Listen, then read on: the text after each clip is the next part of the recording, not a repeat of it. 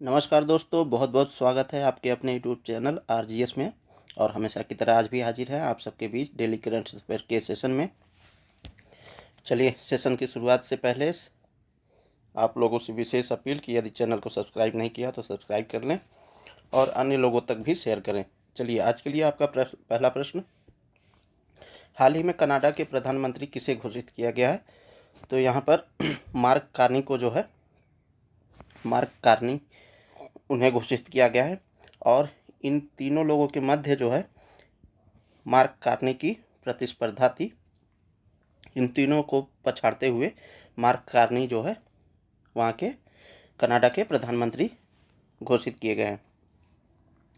तो जैसा कि आप लोगों को पता होगा, तो जस्टिन ट्रूडो वहाँ के प्रधानमंत्री थे इससे पूर्व, और उन्होंने अपना इस्तीफा दिया। उसके बाद जो है वहाँ पर कनाडा के मार्क कार्नी जो है प्रधानमंत्री घोषित किए गए हैं। तो ये रहे मार्क कार्नी जी। तो हाल ही में मार्क कार्नी को कनाडा का 24वां प्रधानमंत्री घोषित किया गया है। उन्हें लिबरल पार्टी के नेतृत्व चुनाव में शानदार जीत मिली है। जिनमें उन्हें 85.9% वोट मिले हैं। उनके प्रमुख प्रतिद्वंदी क्रिस्टिया फिलैंड को मात्र 11,134 वोट प्राप्त हुए हैं।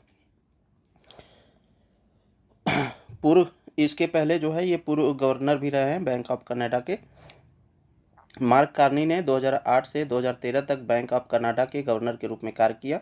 उनके कार्यकाल में 2008 का वित्तीय संकट आया था, लेकिन उन्होंने कनाडा को इससे बड़ी चोट से बचाया था। 2008 का वित्तीय संकट मांग की कमी थी, और कनाडा ही नहीं पूरा विश्व जो है इसके चपेट में था। उससे कनाडा को उबारने में इन्होंने मदद की। उनके नेतृत्व ने वैश्विक संकट में कनाडा की अर्थव्यवस्था को स्थिर रखा।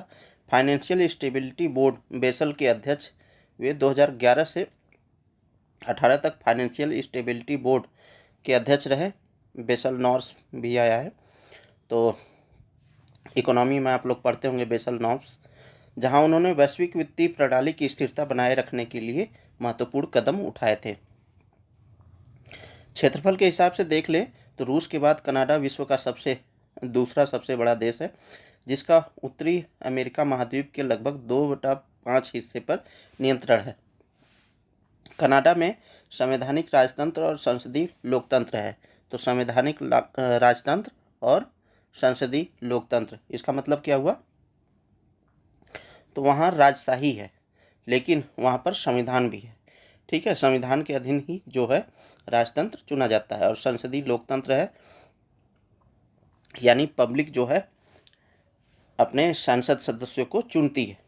संवैधानिक राजतंत्र का अर्थ है कि ब्रिटिश सम्राट राज्य का प्रमुख होता है, लेकिन उसकी भूमिका मुख्य रूप से प्रतीकात्मक और औपचारिक होती है, जबकि देश का वास्तविक शासन निर्वाचित प्रतिनिधियों एवं सरकारी अधिकारियों द्वारा किया जाता है।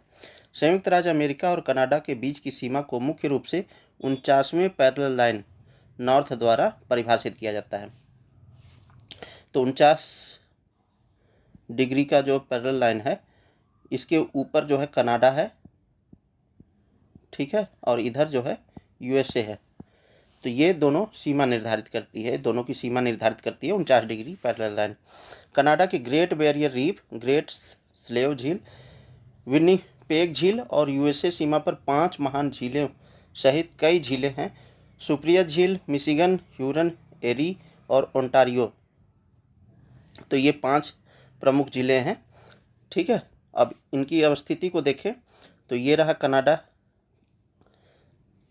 ये रहा कनाडा, और यहाँ पर ये 49 पैरेलल लाइन है।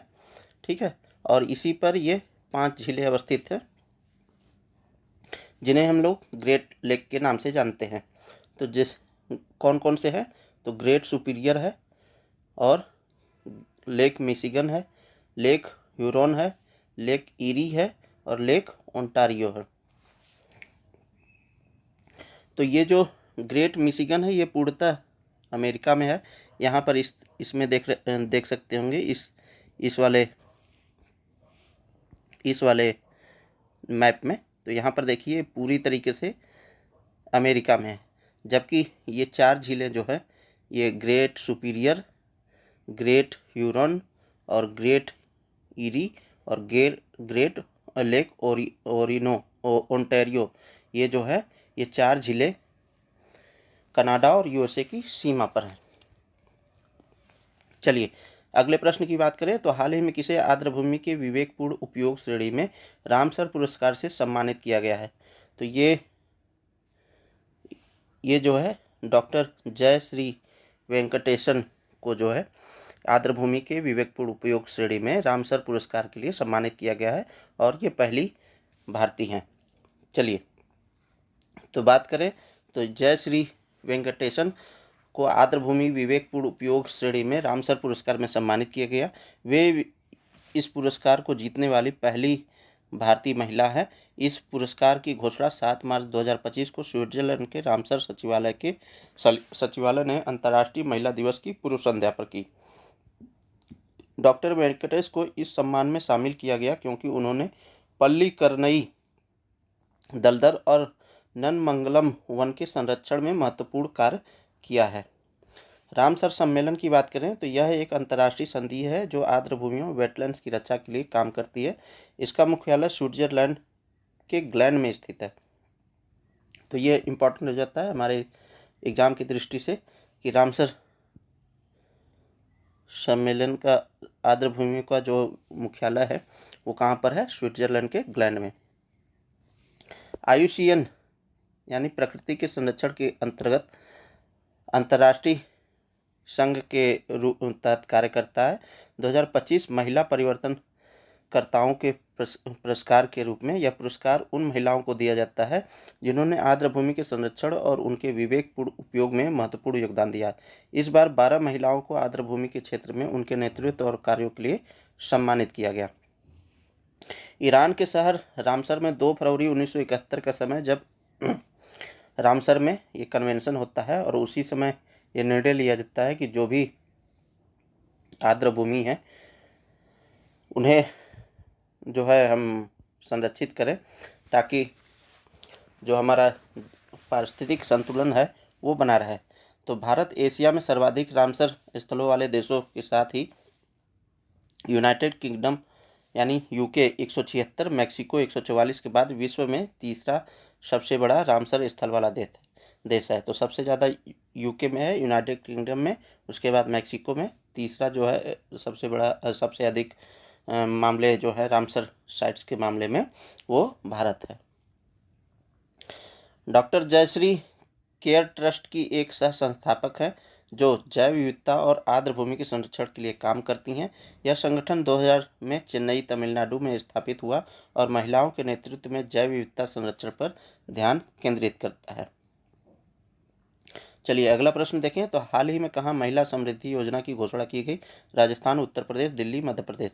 तो ये दिल्ली में की गई और वहाँ की जो नवनिर्वाचित मुख्यमंत्री हैं रेखा गुप्ता जी, उन्होंने इसकी घोषणा की। तो बात करें तो राजधानी दिल्ली में भारतीय जनता पार्टी की सरकार बनने के बाद अब दिल्ली की महिलाओं को महिला समृद्धि योजना के तहत 25 रुपये प्रति माह दिए जाएंगे। अंतर्राष्ट्रीय महिला दिवस के मौके पर दिल्ली की मुख्यमंत्री रेखा गुप्ता जी ने इस योजना को शुरू करने की घोषणा की। इसके साथ ही सरकार बनने के बाद 5100 करोड़ रुपए का फंड भी आवंटित किया जा चुका है। इस योजना में आवेदन करने के लिए कई शर्तें और नियम हैं। योजना का लाभ केवल पात्र महिलाओं को ही दिया जाएगा। इन 5 दस्तावेजों के बिना नहीं मिल पाएगा ये इस योजना का लाभ। यदि आप दिल्ली के निवासी हैं और महिला समृद्धि योजना के अंतर्गत मिलने वाली 2500 रुपये की राशि का इंतजार कर रही हैं तो आपको यह जानकारी होनी चाहिए कि किन दिक्कतों के बिना जो है इसका लाभ नहीं ले पाएंगे। तो दिल्ली महिला समृद्धि योजना के लिए आधार कार्ड अनिवार्य है, निवास प्रमाण पत्र होना चाहिए, वोटर ID होनी चाहिए, BPL राशन कार्ड होना चाहिए और आय प्रमाण पत्र होना चाहिए। जिन महिलाओं के परिवार की सालाना आय 3 लाख रुपए से ज़्यादा है वो महिला जो है इस योजना के लिए पात्र नहीं होंगी। इन महिलाओं को दिल्ली महिला समृद्धि योजना का लाभ मिलेगा। यदि महिलाएं सरकारी नौकरी में हैं या फिर करदाता हैं तो वह इस योजना के अंतर्गत पात्र नहीं मानी जाएंगी। महिला के परिवार की सालाना आय 3 लाख रुपए से ज़्यादा है तो भी उसे इस योजना का लाभ नहीं मिलेगा। चलिए अगला प्रश्न देख लें। तो संयुक्त सैन्य अभ्यास खंजर का संबंध किन 2 देशों के से है? Bharat Oman, Bharat Nepal, Bharat Afghanistan, Bharat Kyrgyzstan. तो ये इसका संबंध, खंजर का संबंध किर्गिस्तान से है। चलिए बात करें तो 12वां भारत किर्गिस्तान संयुक्त सैन्य अभ्यास अभी आयोजित किया जा रहा है और कब से कब तक होगा? 10 से 23 मार्च के बीच में। स्थान बिश्केक किर्गिस्तान में, और इसके समय की बात करें तो 10 से 23 मार्च के बीच आयोजित होगा। इसमें भागीदार देशों की बात करें तो भारतीय सेना की पैराशूट रेजिमेंट विशेष बल और किर्गिस्तान की स्कॉर्पियन ब्रिगेड अभ्यास में भाग लेंगी। अभ्यास के इतिहास की बात करें तो पहला संस्करण 2011 में भारत में आयोजित हुआ था। 2015 में प्रधानमंत्री मोदी के प्रस्ताव के बाद इसे हर साल आयोजित किया जाने लगा है। अब यह अभ्यास भारत और किर्गिस्तान के बीच बारी बारी से आयोजित होता है। तो अगला कहाँ होगा? भारत में होगा। चलिए अभ्यास की प्रकृति की बात करें तो मुख्य फोकस आतंकवाद विरोधी अभियानों और विशेष बलों के पर्वतीय अभियानों पर है। स्नाइपिंग कौशल, जटिल भवन हस्तक्षेप और पर्वतीय शिल्प पर ध्यान दिया जाएगा। इसके उद्देश्य की बात करें तो दोनों देशों के रक्षा संबंधों को मजबूत करना और मैत्रीपूर्ण संबंध बनाना। साथ ही साथ नौरोज उत्सव भी मनाया जाता है। तो ये किर्गिस्तान की अवस्थिति है और ये चाइना है, ठीक है, एक तजाकिस्तान है, एक कजाकिस्तान है, ठीक है। तो ये एक तरीके से लैंडलॉक कंट्री है। चलिए बात करें अगले प्रश्न की। तो साल 2024 में सबसे बड़ा हथियार आयातक देश है। तो पूछ रहा कौन सा देश है? यूक्रेन, पाकिस्तान, भारत और इनमें से कोई नहीं। तो यहाँ पर यूक्रेन है, क्योंकि अभी यूक्रेन और रशिया का वार चल ही रहा था। इस दौरान जो है यूक्रेन को भारी मात्रा में हथियार आयात करने की आवश्यकता महसूस हुई, उसने आयात भी किया। तो अभी फिलहाल में सिप्री की रिपोर्ट प्रकाशित हुई, उसमें ये बात सामने आई है। चलिए देख लेते हैं। तो भारत का हथियार आयात 2024 की बात करें तो सिप्री की नई रिपोर्ट के अनुसार भारत 2024 में दुनिया का दूसरा सबसे बड़ा हथियार आयातक देश बना है। भारत ने अपने सैन्य जरूरतों को पूरा करने के लिए फ्रांस, इजराइल और अमेरिका से अधिक हथियार खरीदे हैं। यूक्रेन सबसे बड़ा आयातक है। इस सूची में पहला स्थान यूक्रेन का है, जिसने रूस के साथ युद्ध के कारण सबसे अधिक हथियार खरीदे हैं। तो यूक्रेन सबसे ज़्यादा है, उसके बाद रूस है, भारत है। फ्रांस का हथियार भागीदार देखें तो फ्रांस 2020 से 2024 के दौरान हथियार निर्यात में दूसरे स्थान पर आया है। उसने कुल 65 देशों के हथियारों की आपूर्ति की और भारत फ्रांसीसी हथियारों का सबसे बड़ा खरीदार रहा है। तो भारत जो है सबसे ज़्यादा हथियार कहाँ से खरीदा है? फ्रांस से, जो फ्रांस के कुल निर्यात का लगभग 28% है। रूस के हथियार निर्यात की बात करें तो रूस के हथियार निर्यात में 64% की गिरावट आई है। फिर भी भारत रूस का सबसे बड़ा हथियार खरीदार बना हुआ है, जिसने रूस के कुल निर्यात का 38% हिस्सा प्राप्त किया है। भारत की रूस पर निर्भरता में कमी हुई है।